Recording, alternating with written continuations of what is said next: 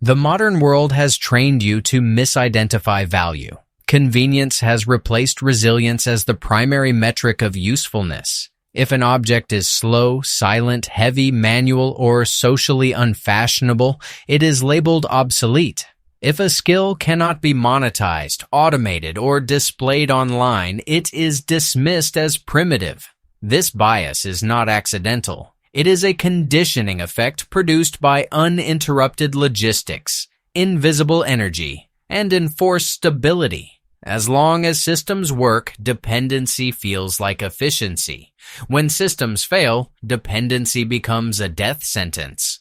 Collapse is not an event. It is a condition where energy is intermittent, authority is fragmented, information is unreliable, and time itself becomes adversarial. In that environment, usefulness is inverted. What once felt indispensable vanishes overnight. What felt useless becomes leverage. The people who survive are not those with the most advanced equipment, but those with the lowest dependency stack. Survivability is not about power. It is about continuity of function under constraint. The mistake most people make is preparing for disruption while still thinking like consumers. They stock items optimized for comfort, speed, and familiarity. They ignore tools and skills that require effort, patience, or practice because those traits are penalized in peacetime. Collapse does not reward optimization. It rewards redundancy, friction tolerance, and independence from centralized systems. The 7 things in this analysis share a common trait. They are undervalued precisely because they do not fit into the modern efficiency narrative. They are slow. They are manual. They are quiet. They do not scale. They do not impress. And that is exactly why they endure. When the old world ends, survival is no longer about what is impressive. It is about what still works when everything else stops. Manual capability is dismissed today because it is inefficient by modern standards. It is slow, physically demanding, and offers no dopamine feedback. A hand tool does not impress. It does not scale. It does not save time. In a system built on speed and output, anything that trades efficiency for reliability is treated as obsolete. That logic collapses the moment external energy disappears. After collapse, energy is no longer assumed, fuel becomes rare, electricity becomes intermittent, and replacement parts vanish. Machines optimized for peak performance fail catastrophically when even one dependency is removed. The advantage shifts immediately to tools and skills that convert human effort directly into outcome. Hand-powered capability does not require infrastructure. It only requires a functioning body and the discipline to use it. This is not about nostalgia. It is about thermodynamics and failure points. A powered system contains layers of vulnerability: energy source, transmission, control, maintenance, and resupply. A manual system collapses those layers into one. Fewer points of failure mean higher survivability over time. In a hostile environment, reliability outranks productivity every time. The psychological resistance to manual competence is part of the trap. People associate hand labor with poverty or regression. That association is lethal. After collapse, manual capability is not a downgrade. It is the baseline. The person who can cut, lift, grind, bore, fasten, and shape without electricity controls their immediate environment. Control of environment is survival. Another overlooked factor is repairability. Powered tools fail abruptly and often irreversibly. Manual tools degrade gradually. A handle cracks, an edge dulls, a joint loosens. These failures are visible, predictable, and correctable. That predictability allows planning. Planning under scarcity is power. When you can anticipate failure, you can manage it. When failure is sudden, you are reacting blind. Manual competence also decouples you from noise and visibility. Machines announce your presence. They broadcast activity. In a fragmented environment where attention equals threat, silence is a defensive asset. Quiet work allows concealment. Concealment reduces contact. Reduced contact lowers risk.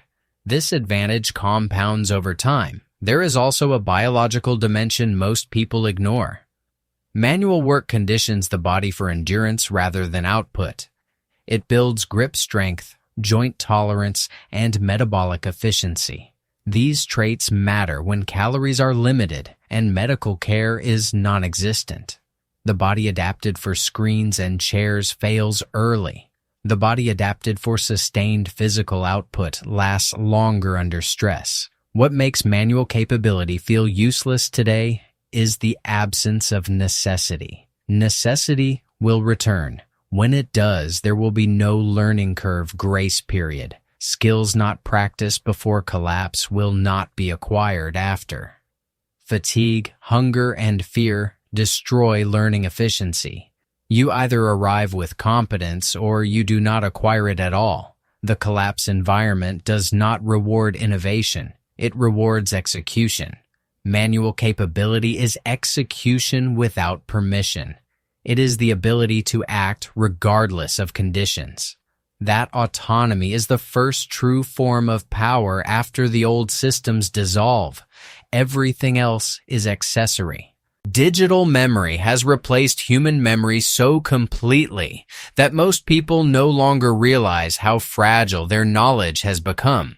Phone numbers, maps, procedures, contacts, medical references, even personal history exist almost entirely inside networks they do not control. This feels efficient. It is catastrophic under collapse conditions. When power fails and networks fracture, information does not slowly degrade. It disappears instantly. Analog records are dismissed today because they feel bulky, slow, and redundant. Paper is mocked as outdated. Physical books are treated as decorative. Writing things down is considered unnecessary labor. That dismissal is based on an assumption of permanent connectivity. Collapse removes that assumption without warning. When it does, information stored physically becomes authoritative by default. After collapse, knowledge is no longer about access, it is about possession.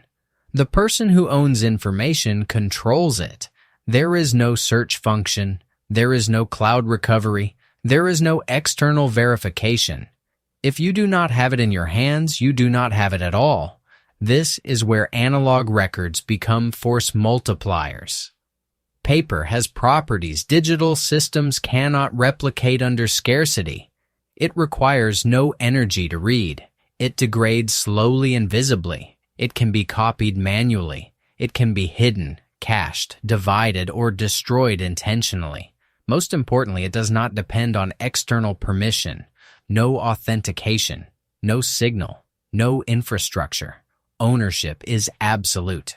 In a post-collapse environment, trust is scarce. Verbal claims are unreliable. Digital proof is non-existent. Written records become anchors of continuity. Medical notes, planting cycles, barter agreements, maps, inventories, and procedures stabilize decision-making.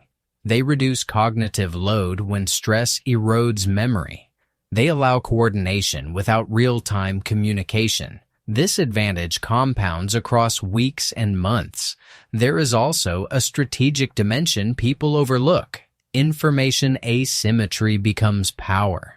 The group that remembers how to do something controls those who do not. Instructions that once took seconds to look up become irreplaceable assets. Even basic references gain leverage because ignorance spreads faster than knowledge under stress. What was common knowledge before collapse becomes rare expertise afterward. Another mistake is assuming memory alone is sufficient. Collapse conditions degrade memory aggressively. Hunger, sleep deprivation, dehydration, and threat narrow cognition. People forget routines they practiced for years. Written references are not backups. They are primary systems. They offload cognition so the mind can focus on threat assessment and execution. Analog information also resists manipulation. Digital systems can be altered invisibly. Paper changes leave traces. In environments where deception increases and authority fragments, traceable information matters. A record that shows age, wear, corrections, and consistency carries weight. It establishes continuity in a world of improvisation. What makes analog records feel useless today is convenience bias. They require discipline before they are needed. They demand organization without immediate reward. That is why most people do not build them. After collapse, building them from scratch costs time you do not have and accuracy you cannot guarantee. The survivor advantage belongs to those who externalize knowledge before it vanished, not because they are smarter, but because they respected fragility. In collapse, memory fades, infrastructure dies. What remains is what you physically prepared to remember for yourself. Modern culture treats basic materials as background noise. Rope, wire, nails, cloth, containers, fasteners, simple adhesives, scrap metal, wood. These items are everywhere, cheap and boring. They carry no status and no technological mystique. Because of that, people assume they will always be available. That assumption fails immediately when supply chains fracture. After collapse, finished products disappear first. Raw and semi-raw materials disappear next. What remains are fragments, leftovers, and whatever was already in private hands. In that environment, simple materials become structural power. They are not solutions by themselves. They are enablers. The person who controls adaptable materials controls outcomes. The reason these materials feel useless today is that they do nothing on their own. They require thought, skill, and improvisation. Modern systems hide that requirement by delivering pre-assembled function. Collapse removes that convenience layer. Function must be built, repaired, or repurposed continuously. Without basic materials, intent is irrelevant. Simple materials dominate because they are modular.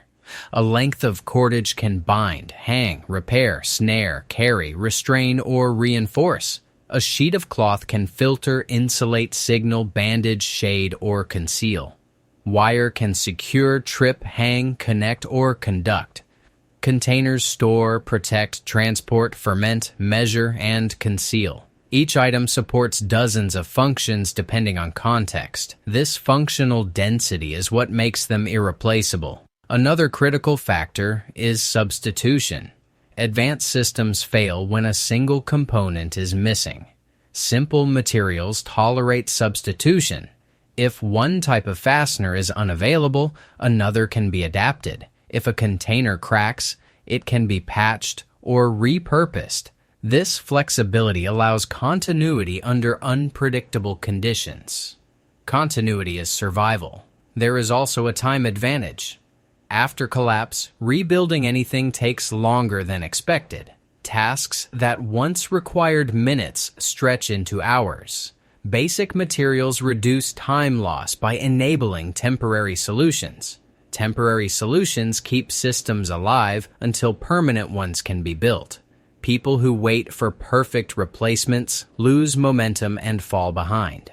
Momentum matters when every day compounds risk. Scarcity transforms perception. Items once ignored become targets. Theft increases. Trade becomes aggressive. Basic materials hold value precisely because they are difficult to improvise under stress. You cannot quickly manufacture quality cordage or containers without tools, time, and experience.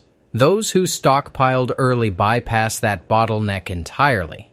Another overlooked dimension is concealment. Simple materials do not attract attention. They can be cached, buried, dispersed, and disguised as debris. High-tech gear draws eyes. Basic materials blend into the environment. In unstable conditions, blending is protection. Visibility invites pressure. What kills most people is not lack of advanced tools. It is inability to adapt. Adaptation requires building blocks. Basic materials are those blocks. They are the difference between being trapped by circumstances and reshaping circumstances to your advantage. They feel useless now because modern life delivers outcomes without showing the scaffolding. After collapse, scaffolding is the only thing that remains. Those who own it dictate what can be built next. Modern humans outsource environmental awareness to instruments. Weather comes from apps. Navigation comes from GPS. Risk assessment comes from alerts and forecasts generated by systems no one understands or controls. This creates a false sense of certainty. When those systems vanish, most people are left functionally blind inside the environment that will now decide whether they live or die. Low-tech environmental knowledge feels useless today because it produces no immediate advantage in stable conditions. Reading clouds, tracking wind shifts, recognizing soil moisture by touch, understanding animal behavior, noticing plant stress, sensing seasonal drift, these skills appear vague and imprecise compared to digital data. After collapse, they become primary intelligence sources. The environment does not become unpredictable after collapse. It becomes unmediated. People mistake the loss of tools for increased chaos. In reality, the signals were always there. They were simply ignored. Those who learn to observe instead of check screens retain situational awareness when others lose it entirely. This knowledge matters because it compresses reaction time. When you can sense a weather shift hours before it becomes obvious, you can move, shelter, harvest, or hide ahead of danger. When you understand terrain drainage and wind flow, you choose camps that stay dry, concealed, and defensible without trial and error losses. Small advantages in positioning compound rapidly under scarcity. There is also a resource dimension. After collapse, calories, water, and materials are not found through search. They are recognized through pattern familiarity. Knowing where water appears after rain, where animals cross habitually, which plants indicate fertile soil, which areas flood silently. This knowledge replaces maps and sensors. It turns terrain into a system instead of an obstacle. Environmental literacy also protects you from wasted effort. Many people will exhaust themselves fighting conditions they do not understand. They will build in the wrong place, move at the wrong time, store food incorrectly, or expose themselves unnecessarily. Misplaced labor accelerates collapse at the individual level. Correct placement preserves energy. Another critical factor is deception. The environment lies to the untrained observer. Calm skies can precede violent shifts. Quiet terrain can funnel sound. Appearing safety can mask exposure. Those without environmental intuition mistake absence of warning for absence of threat. Those with it act early, quietly, and decisively. This knowledge cannot be learned quickly under pressure. It requires repetition across seasons and failure without lethal consequence. Collapse removes the margin for harmless mistakes. People attempting to figure it out as they go will pay with calories, injuries, and exposure until learning stops entirely. What makes environmental knowledge feel useless today is that it cannot be downloaded, accelerated, or demonstrated easily. It lives in attention, not equipment. Attention has been trained out of modern people. After collapse, attention becomes the most valuable survival currency available. The survivors are not those who dominate the environment. They are those who read it correctly and move in alignment with it. The environment is not hostile by default. It is indifferent. Indifference punishes ignorance without hesitation. Modern communication is built on reach, speed, and constant presence. The assumption is that being connected is always an advantage. Devices are designed to announce location, transmit continuously, and demand attention. In a stable world, this is convenience. After collapse, it is exposure. Visibility becomes vulnerability. Low-tech communication methods feel useless today because they appear limited. Short range, low bandwidth, no instant feedback, no record. They seem inferior to digital systems in every measurable way. Collapse changes the metric. The primary question is no longer how far or how fast a message travels, but who notices that it exists at all. When authority fragments and scarcity intensifies, information attracts pressure. Signals attract interception. Noise attracts curiosity. Digital devices fail first, but even when they function intermittently, they create risk. Transmission reveals presence. Sound carries unpredictably. Light draws attention at night. Silence, by contrast, is control. Non-electronic signaling allows communication without broadcasting existence.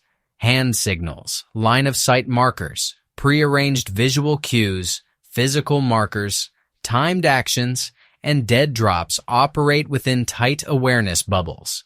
They limit who can observe, who can interfere, and who can exploit. That limitation is protection. Another overlooked advantage is deniability. Low-tech communication leaves ambiguity. A mark can be misinterpreted. A signal can be missed. A delayed response does not confirm intent. This ambiguity reduces escalation. In unstable environments, being unreadable is safer than being understood.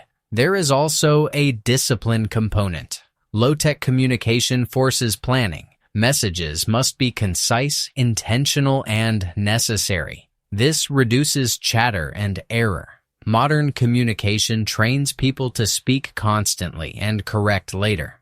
Collapse punishes that behavior. Every transmission is a decision with consequences. Range limitation is often misunderstood as weakness.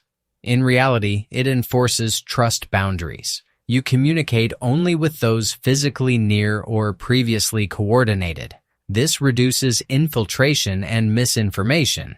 Large networks fracture under collapse. Small, reliable links endure. Low-tech methods also survive disruption. They are immune to power loss, jamming, surveillance, and confiscation. They cannot be shut down remotely. Their effectiveness depends on shared understanding rather than infrastructure. Shared understanding is harder to seize than equipment. What makes these methods feel useless today is social conditioning. Silence feels awkward. Waiting feels inefficient. Limited communication feels isolating. After collapse, those traits reverse. Silence preserves safety. Waiting preserves timing. Limited communication preserves group integrity. People who survive do not out-communicate the environment. They blend into it. They communicate only when necessary, only as much as required, and only in ways that do not invite attention. In collapse, control of information flow is control of risk. Modern society rewards speed, novelty, and replacement. When something degrades, it is discarded. When performance dips, it is upgraded. Maintenance is invisible labor with no status, so it is avoided whenever possible. This produces a population skilled at acquisition but incompetent at preservation. After collapse, that incompetence is fatal. Maintenance skills feel useless today because systems are designed to hide their fragility. Failures are outsourced to service centers. Worn components are replaced, not understood. Time spent maintaining something is framed as inefficiency rather than risk reduction. Collapse reverses this logic completely. There are no service centers. There are no replacements. There is only what you can keep functional. After collapse, survival is determined less by what you have and more by how long it continues to work. Every object becomes a system that must be inspected, cleaned, adjusted, protected, and repaired. Neglect accelerates failure. Failure cascades. A single broken component can disable multiple dependent functions. Maintenance arrests that cascade.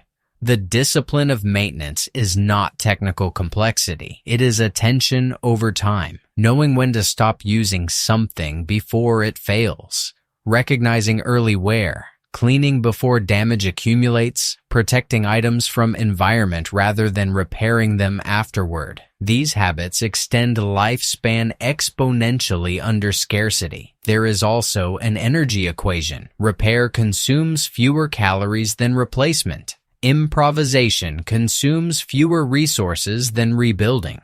People who lack maintenance skills burn energy solving preventable problems.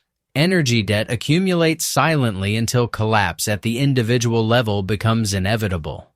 Maintenance also reduces risk exposure. Emergency repairs happen under pressure, in bad conditions, and often with injury.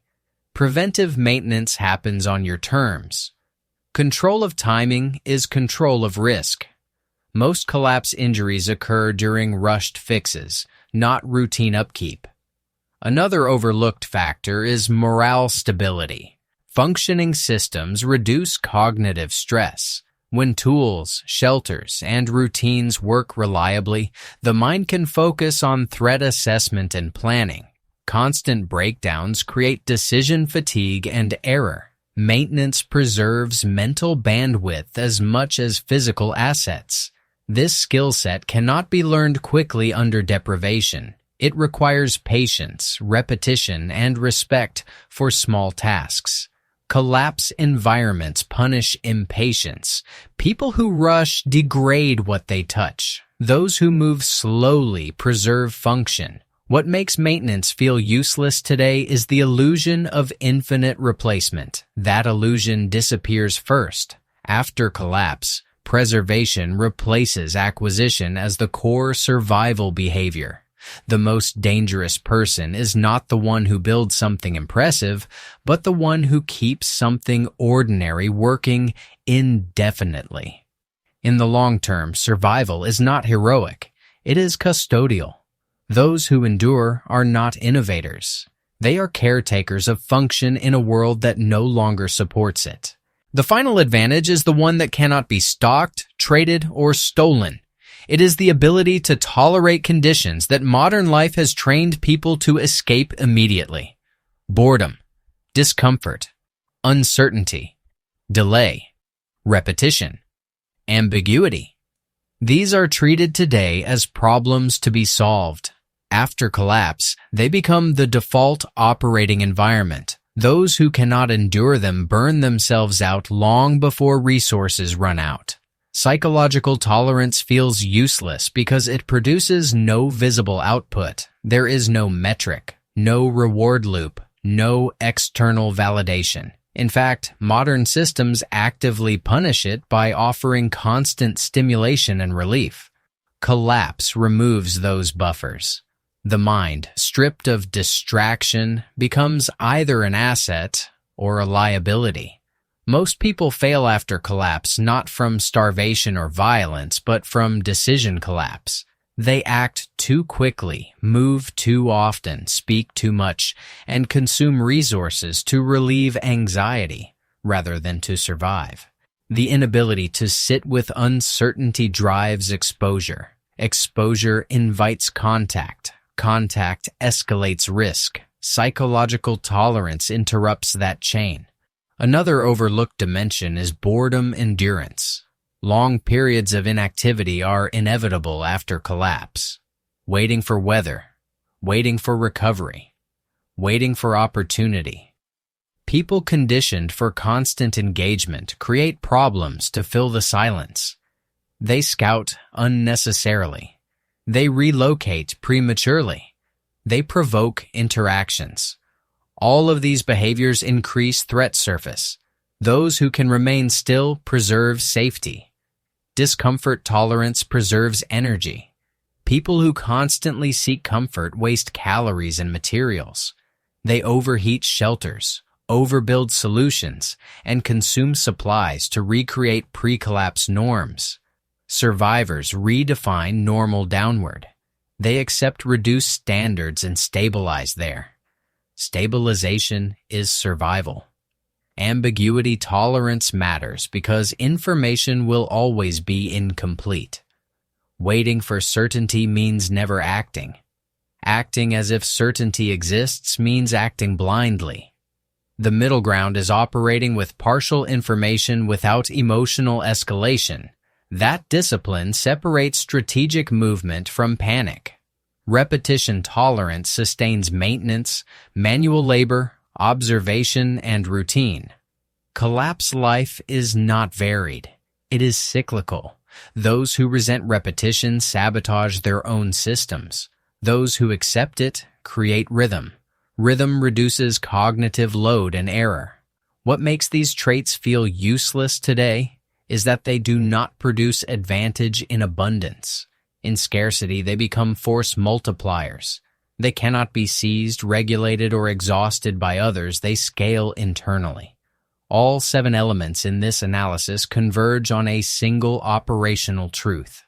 Survival favors what cannot be disrupted easily. Low dependency, low visibility, low complexity, and high tolerance outperform power, speed, and sophistication. The old world rewarded optimization. The collapsed world rewards endurance. You do not survive collapse by becoming stronger than the environment. You survive by becoming harder to break within it.